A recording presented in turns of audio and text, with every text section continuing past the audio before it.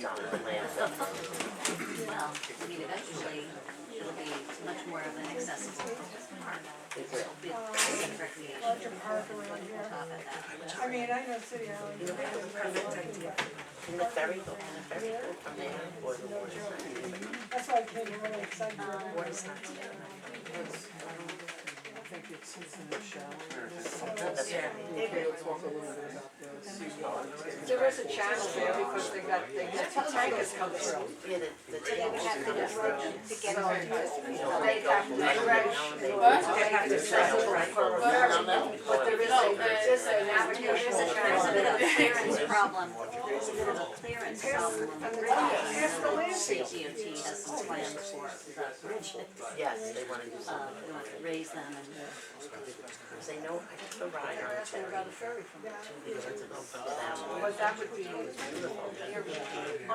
The best place for the ferry is Orchard Beach.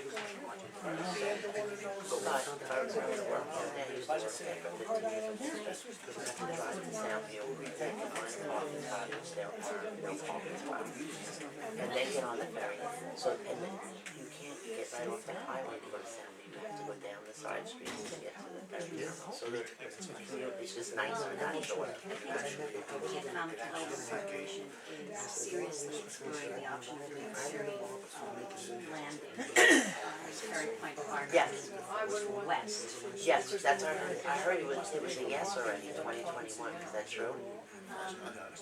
They're pursuing it, so it's just a matter of making sure that the logistics are on the website Right. are managed. There is a bit of a parking type of space there. Now the ETA is monopolizing it, so it would have to be That's by the golf course. improved. It's on the other side of the golf. Oh, okay. So It's on the, yes, going towards the Whitestone Bridge, it's on the right. yeah, that's nicer. We don't want it.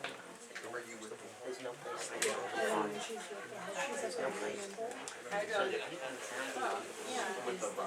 Point has its own issues too. I mean, again, it's a mode of transportation for athletes and cars. Right, but this, That's off the record. There's a bit of space that can be right. There's a bit of a turf track. Oh, there is. I didn't know that. It's parts owned, but it's sort of like long-term Right. shared with TBT. And they have their own security issues. Who's the TBT? Tri-Bridge. Tri-Bridge, oh, okay. So the landfill, They have to make the route ADA accessible. Parking area to the dock. we went up a ramp, but they didn't have to ride on it. I need all this whole thing. I just wanted to look down and say,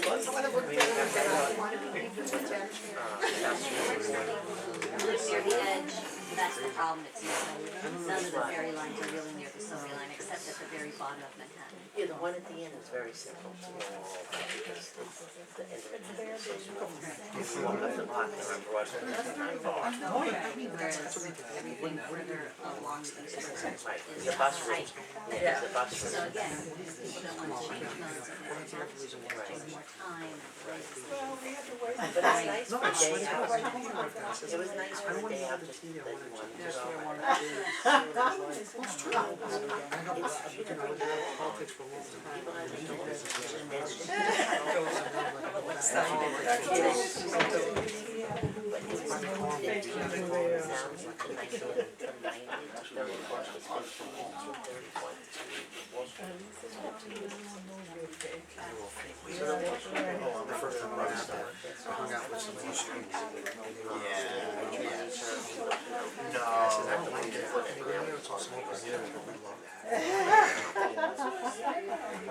That's very accessible. You know, everything else on the bridge now is very easy. But if you live in town, one of my favorite movies. I don't think those people. As a hard to recommend. I don't know. I heard you.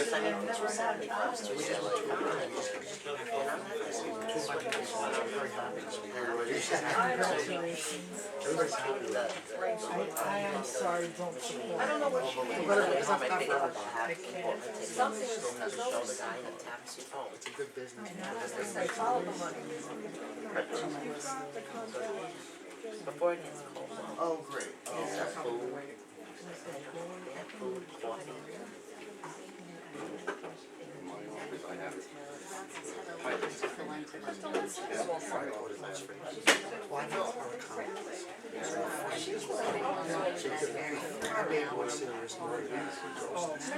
Highland Manor. Thanks for coming. Thank you.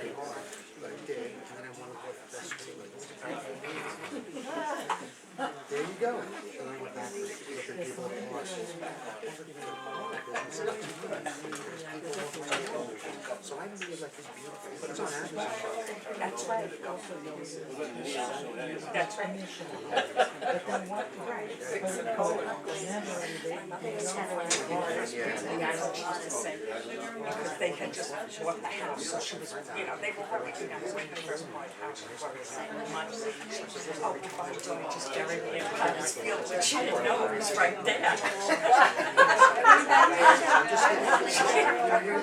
She went, that's a bit too close for comfort, when she went, history right there. I'm not just saying this. No, yeah, I know too. It's like this guy out of work, he's punching coffee. I told her, no, well, no, what happened was, the guy that went to the coffee shop, it's a nice thing, I was right and stuff. So one day he says, "You gotta come to work with me." I just didn't know. I know. He says, "I try to avoid it." It's a little tricky on the northeast side. It's a little wet. Is he coming? But the same issue, I went to him, so. Stay all day, yeah.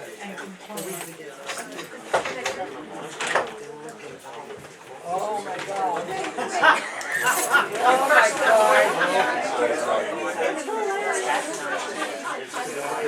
Then they come there.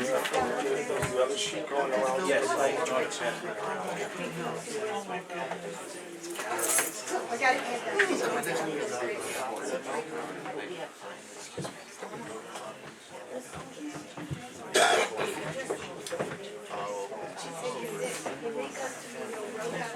We're doing a presentation today on the landfill? We have two presentations. I'll leave that sheet in.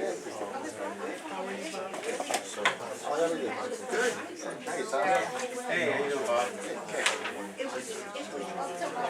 We got our signing sheet.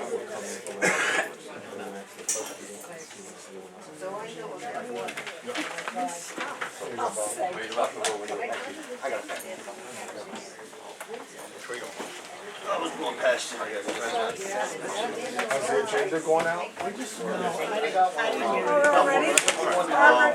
I have the microphone set up if you want. Alright, you let me know. Just you know, I'll put the mic on. You want it? Yes. I think I printed out both. Hello. Hi, how are you? Extras.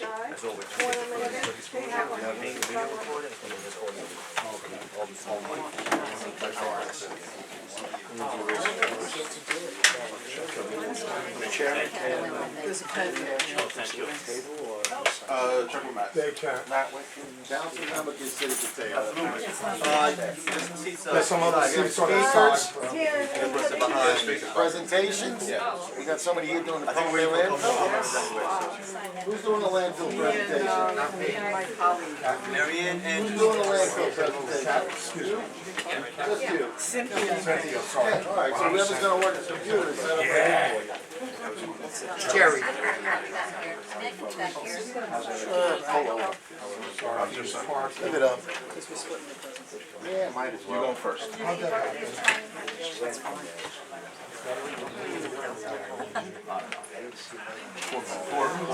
Let's only count on one. Doesn't get too much, just I know.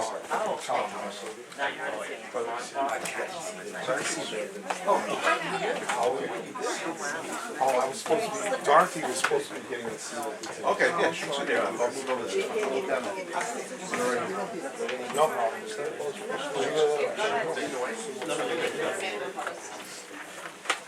You go. Yes, thank you.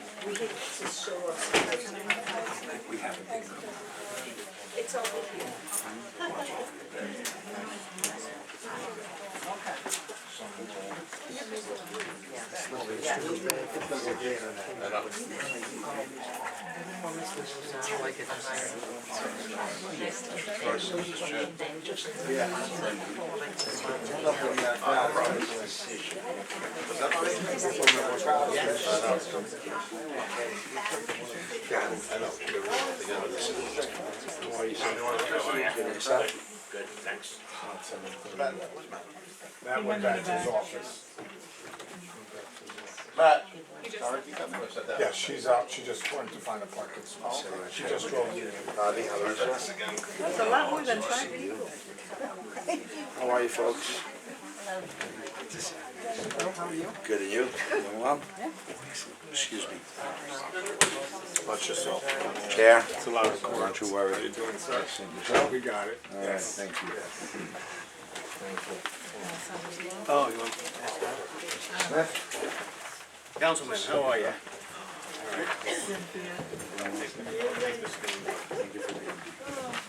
And dessert comes at the very end. Good. How's up for the March? He's working in the film business, very busy, he's in Canada. I got it. Yeah. He's getting a lot of work from there. So, trying to do it. His wife is sick, she's still, she's not doing well. So he's got his hands full. But he's still banging it out. This was on, Mr. Chair. Okay. You ready to start recording?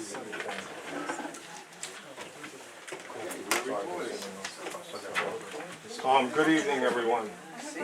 There's several, rules, and I'll read off the one. It says, any person attacking against board members, staff, members of the public, or elected officials, or a representative it will result in the individual being asked to leave the meeting, or could result in the meeting being closed.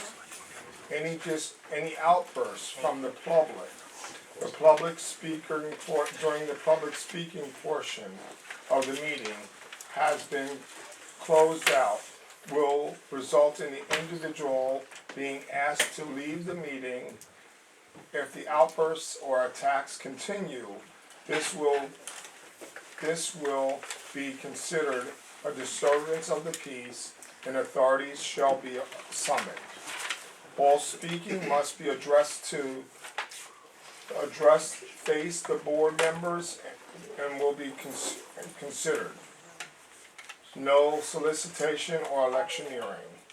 And all questions should be directed to me. I'm the chairperson, and the way that this is gonna run tonight is we're gonna go around the room. Each person is gonna be able to ask one question, however it goes, and then once everyone else has asked the question, then we can go back to the other people. We're gonna start with the salute of the flag.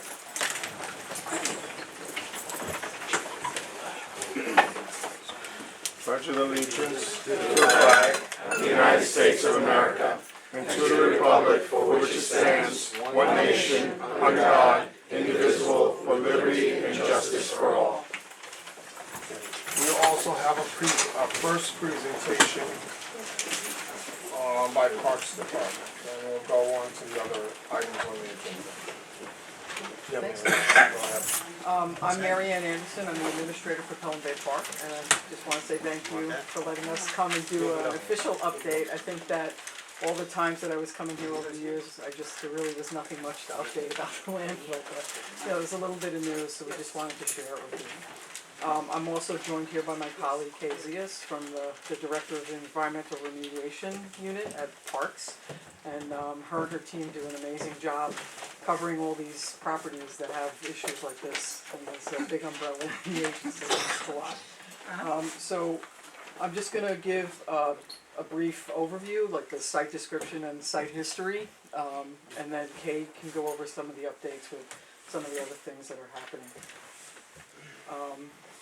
I guess this is kind of a refresher for some people and maybe not for others, but when you're looking from space on top of the landfill, that's basically what you see. It's a 95-acre site, and about 81 acres is covering fill. The top of it is 130 feet above sea level.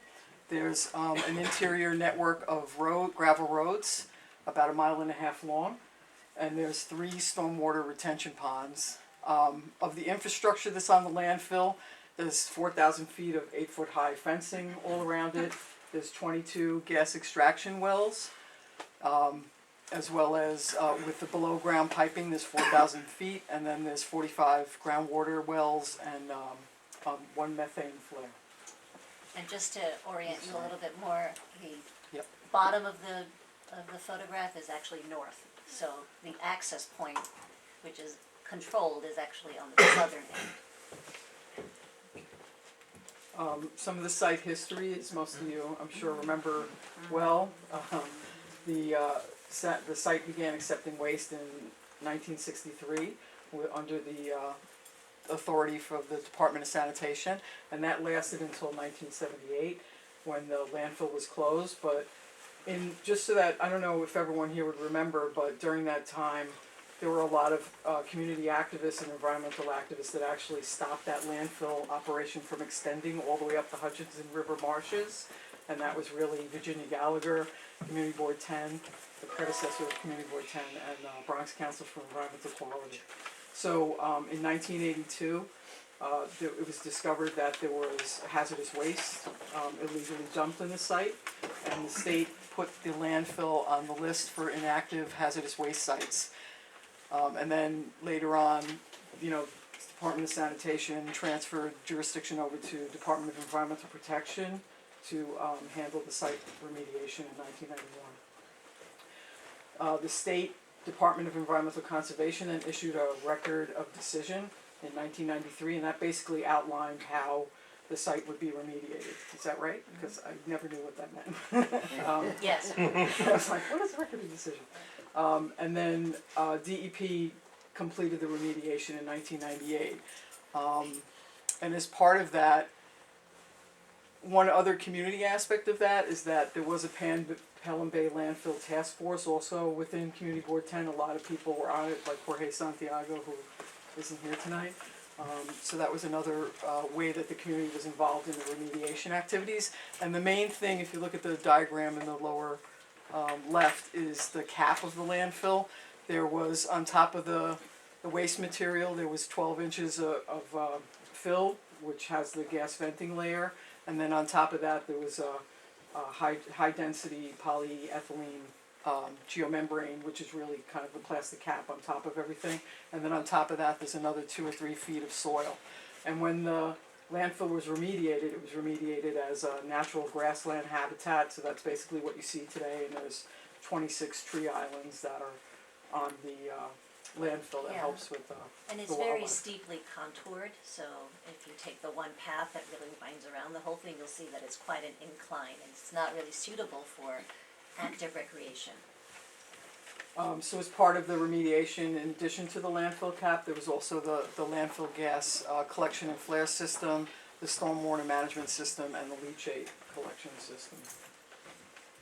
Then in October 2010, we all learned that DEC actually reclassified the landfill, and that's kind of how Parks, found out about it, and actually with the community talked about it, and it was to allow limited public access. And then we went through a process, with talking to the community and talking to City Hall and DEP, and DEP in 2013 transferred the property over to Parks jurisdiction. And that basically meant that they took the contracts that, correct me if I'm wrong, but they took the contracts that managed the landfill and just gave them to us with the keys, so. There are actually Keys three across the desk. contracts. Yeah. One is for security, which is basically 24/7, 7 days a week, 24 hours, 7 days a week.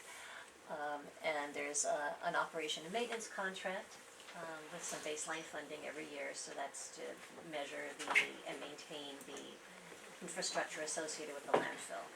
And over and above that, there is a environmental consultant contract who oversees that monitoring effort, just to make sure that it's being done appropriately and compiles the reports to the regulatory. And then I just wanna add that the important thing in this slide is that we accepted it with the intent to convert the site to passive parkland, because that's really why we're involved in this in the long run. So Kay will talk a little bit about some of the things that have been happening, and it's a slow process, but that's ultimately what it's all about. Originally, they were talking about 30 years before they could turn it over to parks, but they I actually remember. did it in 15. I know, I remember. That was pretty Couldn't believe impressive. it. And typically, I guess the landfill legislation or the solid waste regulations are dependent on a 30-year monitoring period. So that's why we're continuing to be accountable to the New York State Department of Environmental Conservation. That said, they've agreed that because this landfill has become so degraded and whatever's leaching out of it is actually cleaner and cleaner and cleaner, that we can do that reporting on wider increments of time. And that's where we are right now. So we're scaling back on the number of monitoring efforts. We are back for certain parameters like groundwater. We're reporting every 2 years. I mean, we're collecting the data, but we're reporting on it every 2 years. And scaling back on the landfill gas information and the leachate and the stormwater cap condition is on a monthly basis. So we do collect the information regularly. We just don't. We are not required to disclose it or share it with the regulator unless something unusual happens during the monitoring period, except at certain intervals. And most of that is annual, and then every 2 years for certain infrastructure.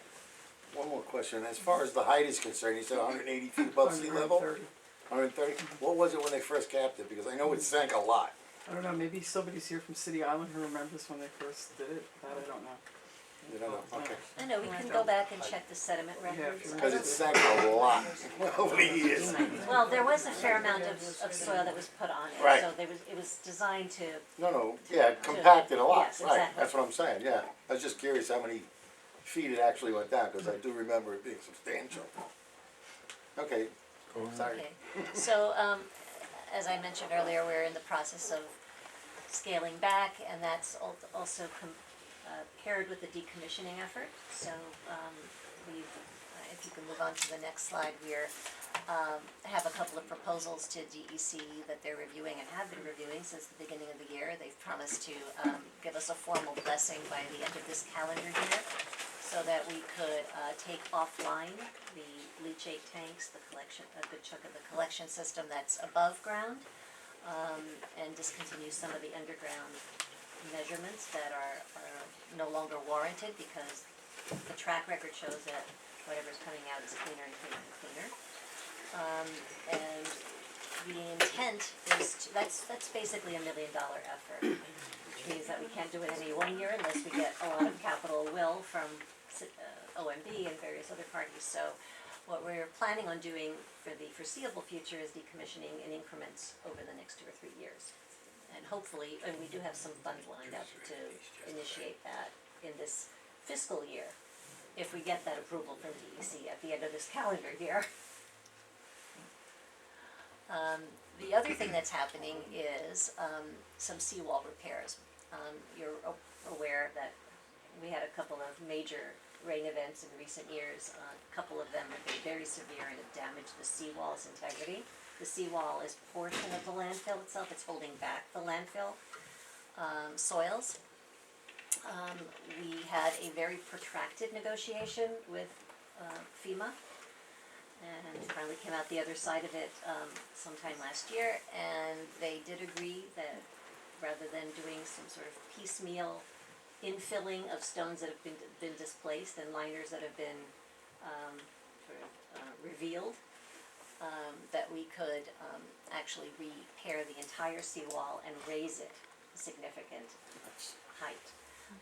And that in itself will take some significant design. We've hired a designer through our, a marine designer, seawall designer, through our engineering group.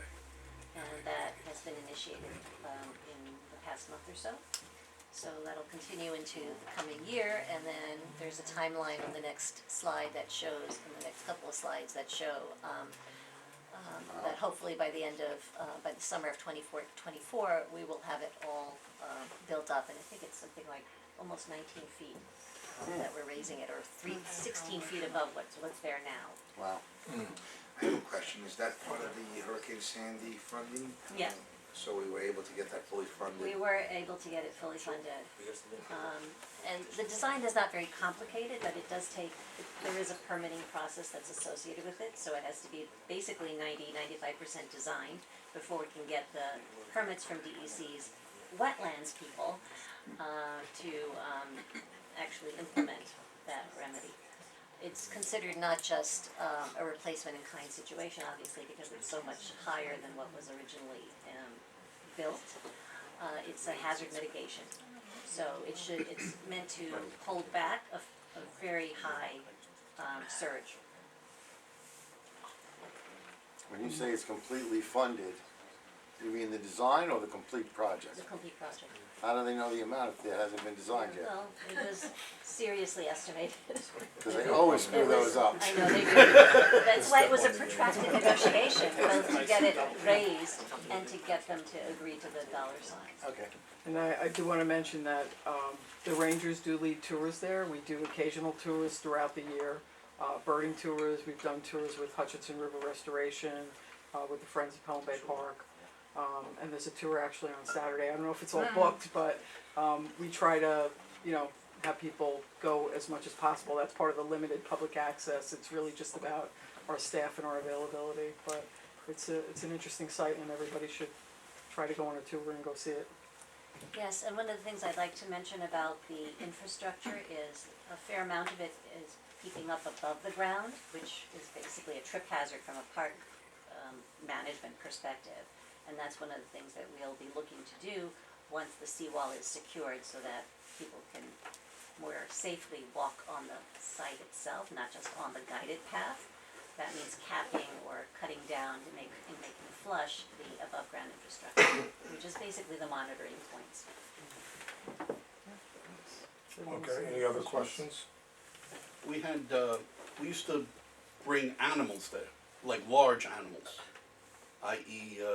A horse that I personally brought from the Pelham stables that deceased, we brought there for internment. I know that the Bronx Zoo, I just asked the fellow supervisor of Bronx When it Zoo. was that Terry landfill? Yeah, is that still gonna remain available to sanitation?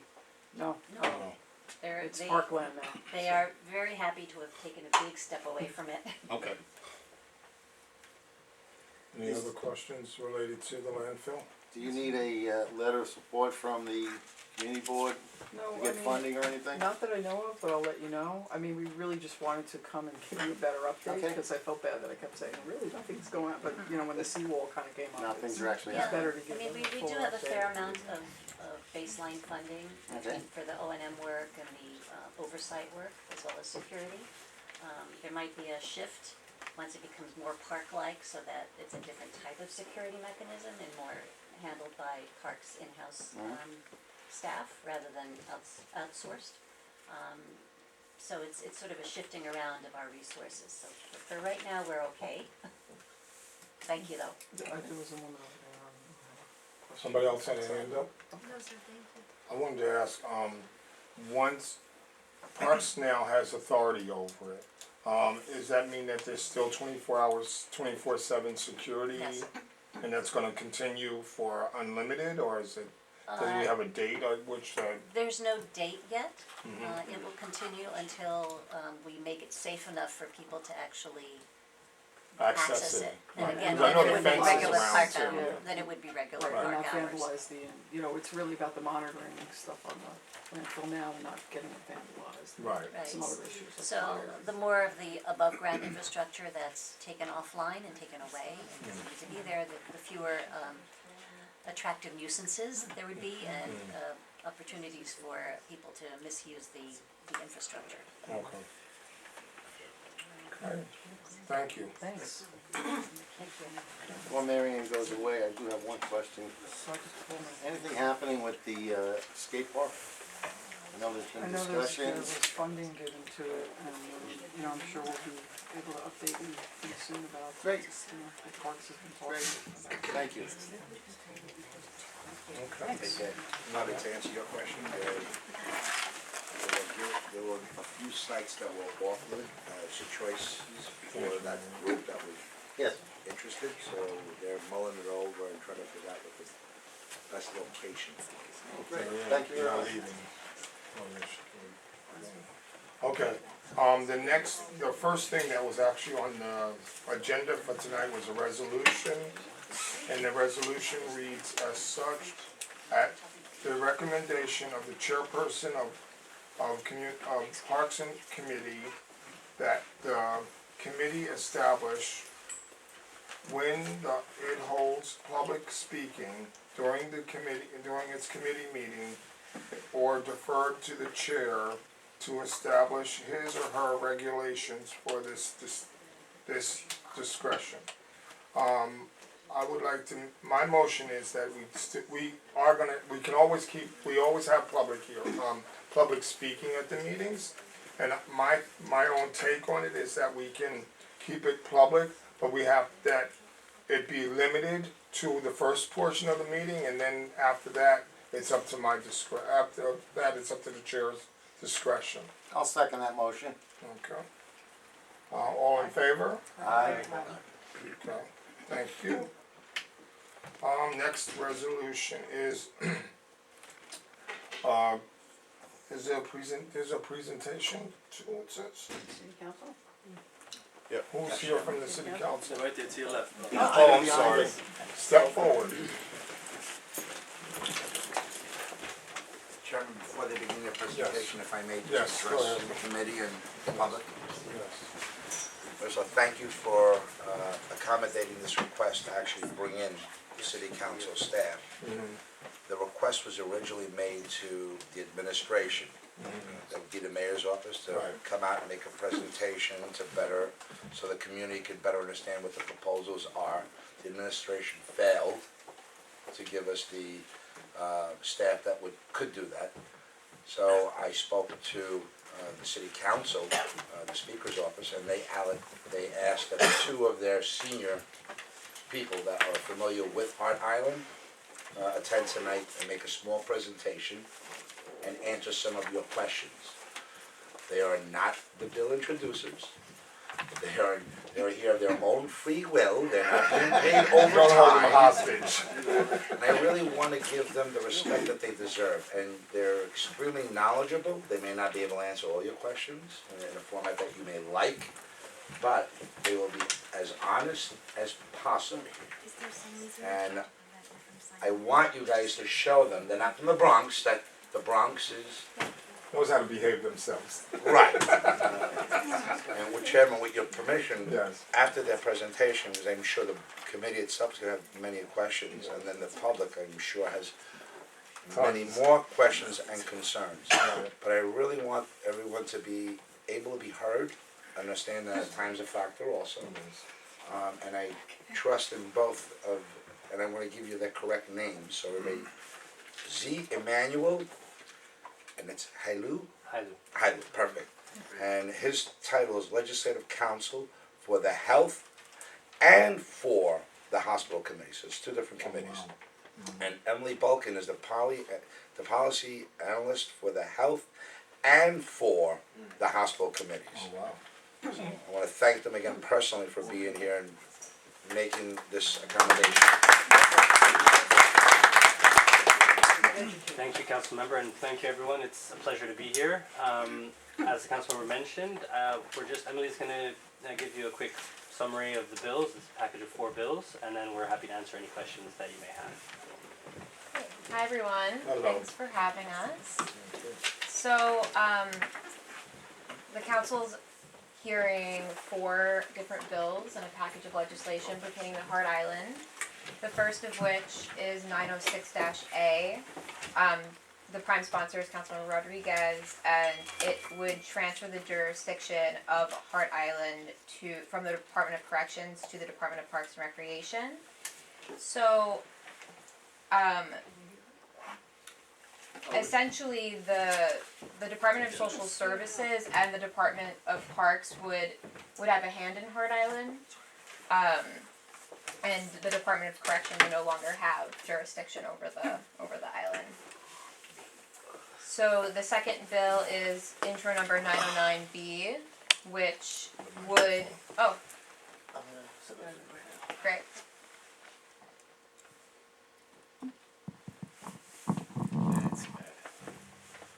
This better? I should have asked about the microphone to begin No, no with. worries. I just forget. Just A little lower? Okay. because it's echoing. I've never been told I'm too quiet, so. Anyway, the second bill is intro number 909B, which would be a Hart Island Transportation Plan. So currently, as I think we all know in the room, there's one ferry operated to get to Hart Island. This would require the Department of Transportation to develop a transportation plan for public travel, including ferry service to and from Hart Island. And we would be looking into alternative ferry departure points. The council did a really great analysis of Hart Island related data, and people all over the city, from all over the city, are laid to rest at Hart Island. So we're looking to make sure that there's equitable transportation options for their loved ones. The third bill is intro number 1559A. The prime sponsor is Councilmember Ayala. This would develop an office where people can contact if they have any questions or are struggling to bury a loved one. So the HRA has a public burial assistance program. If people have questions about that, they would be able to go to this office, or if they are deciding whether or not to opt for a public burial, they would be able to get support from this office. And finally, the fourth bill is intro number 1580A, and the prime sponsor is Councilmember Rose, and this is the creation of having more public discourse around Hart Island. So there will be a public forum that's going to be overseen by the administration, not by council. It's actually already scheduled and it's publicly available online. The information's available online, and if folks need that information, we can send it to whomever. It's taking place on Thursday, October 24th, downtown in Manhattan downtown, at 4 p.m. And we've invited several different people to come testify. We just want to make sure that as we're talking through the future of Hart Island and the future of the public burial process, that it's a public conversation. Anything you want to add, Zay? Yeah, and I think one thing to note is the transfer to parks. I don't know how familiar everyone is with the current system for visiting loved ones. Closer to Can you? Yeah, hold it a little You know, closer, that's all. That's it.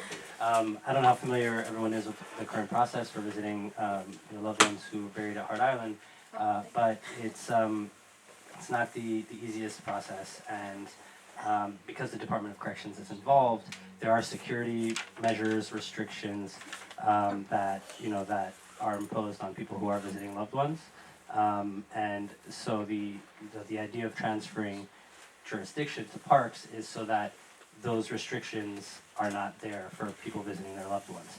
That's the intention of the bill, and Parks manages over a dozen, I think at least, other islands around the city, uninhabited islands, and so the bill does just that, just the transfer to Parks to continue jurisdiction.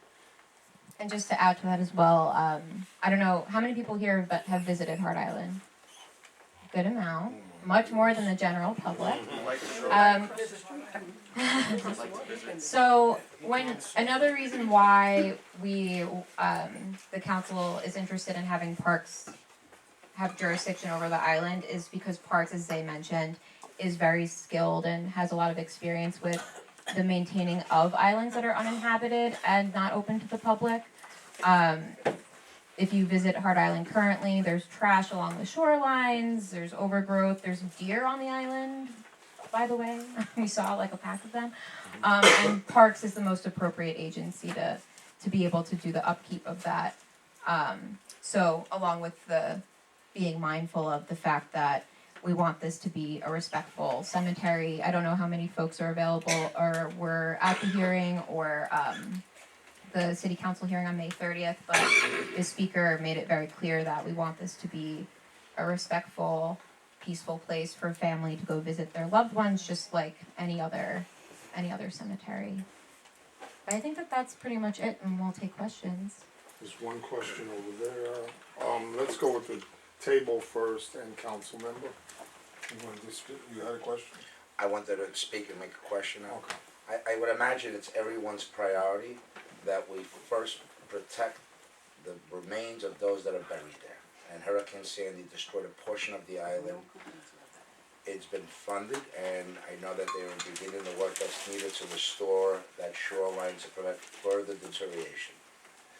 And for those of you that have been there, that have visited the island, through proper channels, because some of the islanders have also visited through non-conventional methods.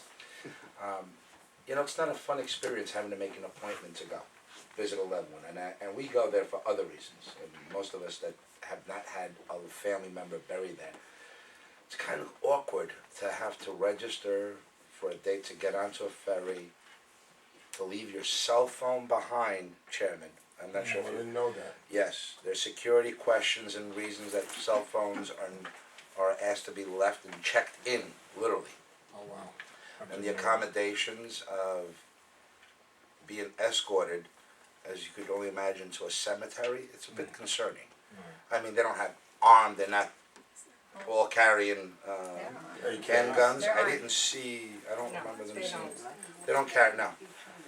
No. So, I mean, the uniforms are there, the whole indication of even the manner in which you register to go to Hart's Island says bring photo ID. Well, could you imagine how many people may not have photo ID, that may have their legal status that doesn't allow them to present ID, and it's concerning. So I just want to share that, and I want to make sure that my priority has always been preserving and protecting the island and the remains of those that are there, from preventing them from washing out into the Long Island Sound. In addition, and I'm sure the chairman, Joe, will be able to share what happened in 2015. I wasn't the city council member then, but this was brought up in 2015. The council, the community board was involved, the community was engaged. As the incoming council member, when these bills were introduced that are not mine, they've been around for quite some time, and people have been working the bills and pushing them through the council. I felt when I heard about them that we started the engagement, and then only then did I realize how many concerns there were, and legitimate concerns, Chairman, legitimate ones, that felt that maybe the conversation has to be opened up so we refresh our memories, begin the dialogue to hear from the community again, because perhaps they weren't around in 2015. But this by no means is being rushed. If the community board voted in 2015, that's at least 4 years ago that this conversation began. So, if not more. And with that, I want to make sure the committee, and I always thank the community board for their time, their service, and the commitment to striving to make our community better, safer, cleaner. Your passions, if you're passionate and upset, I'd rather you direct it toward me than the staff. I want to reiterate that one more time. They're really here they're not volunteers, they're paid staff, but they're not being paid overtime to be here. There is no special payment that they get. And I want them to feel at home, and I want them to know that yes, we are a caring and passionate community, but also respectful one. And with that, Chairman. Joe, you had something you wanted to share first, I think, didn't you say something? No, the only thing that as Mark stated back clarity. in 2015, there was a resolution to address the transfer of the island from Department of Corrections to Department of Parks, which matches, I guess, the first thing that was there. And again, at that time, we had hearings and the whole thing, so the Island Civic Association spoke up, and we voted overwhelmingly in favor of that resolution. Frankly, there are no details behind it, and now we're at the point where there are details, and I think it's an important thing to look at. I mean, when I don't want to. The questions I would have really deal with something that came up at the previous discussion, where basically, when you look at what's going on at the landfill, there's funding being allocated to the Parks Department to take care of the security, take care of the infrastructure and all the rest of that. So these are great ideas, but where's the, where's the meat there is important, because when you talk about a transportation plan, how many ferries does that mean? Where are they coming from? What's the traffic situation going to be? When you talk about an office to contact to bury, who's paying for that? We're the city's in the middle of a mental health crisis, a housing crisis, and a homeless crisis, and we're moving forward on Hart Island, which has been if it's not broke, don't fix it. It's kind of my attitude, but again, I'll leave that. We need, I think from our standpoint, it's important that we kind of look at this again and get the details, and that's an important point of the thing, this whole discussion. Emily, Go ahead, Dory. I think you said you're a policy analyst? Cost benefit analysis, all right. I've never heard of this topic before, just what I read in the paper years ago. And when I say cost benefit analysis, what's the benefit? Does it stay as a cemetery? Is it open to the public to roam around? But also, so who benefits? Who's the one that started this? Who's the one that proposed it to begin with? Because frankly, I will not make a decision until I have all the facts, because this is the first time I've been involved with it. And on that Parks Committee, I take my little co-chairpersonship seriously. And I don't know the who benefits. Does it stay simply a cemetery? Who gets to roam? But also the costs. I mean, Joe brought up the cost, but so Parks Department staff is already not enough. What are they going to do? Who's burying the dead? Right now, corrections has it as a task for the inmates. So the staffing, is it all year? Because I can't imagine anybody wanting to go there in the winter. I remember that horrible accident years ago where 3 young men tried to get there and they didn't find their bodies till the spring. So who's going to really go over? And ferry service back and forth, if you don't have, how many people actually benefit? How many people want to go to pay respects? Do you have that data right now? How many want to go? Can they be accommodated without breaking the budget? So the idea of cost is not just the staffing. Well, it is a staffing. Parks, I can guarantee no one from Parks wants to bury someone. That's not in their job description. Also, this ferry transport, you have to get people licensed to be, to man these little boats or big boats going back and forth. What's the environmental impact? How many? You said there are people from all over the city who are buried there. From the data you have, how many family members actually go? What time of the year? Do they really go at winter? Those are all I'm just piggybacking on some of the concerns that Joe voiced. I'm coming in very late in this picture, and I don't like to make decisions without knowing facts and the costs and who really benefits. Okay? And you might have to send us actual statistics showing the money, how many people actively go now, is there another way of accommodating them? How much, who's burying them? Right, so just to take a step back, so the transportation plan is to do exactly what we're talking about as far as cost-benefit analysis for ferries. The bill itself does not increase. Well, that's the point of the bill for just talking about transportation, because that was lots of questions. Yes, lots of concerns. The transportation bill strictly is calling for a study of ferry service to Hart Island. So it's gonna look at all of the things that we just mentioned. If they needed to buy more ferries, if we needed to hire more people, if we needed to do X, Y, and Z, that's the point of the study. And nothing right now is changing with the transportation to and from Hart Island. The point of the study is to determine whether, like, what that could look like in the future. So right now, nothing is changing with the transportation plan. As far as the other questions with data of how many people go, people visit, this is a cemetery.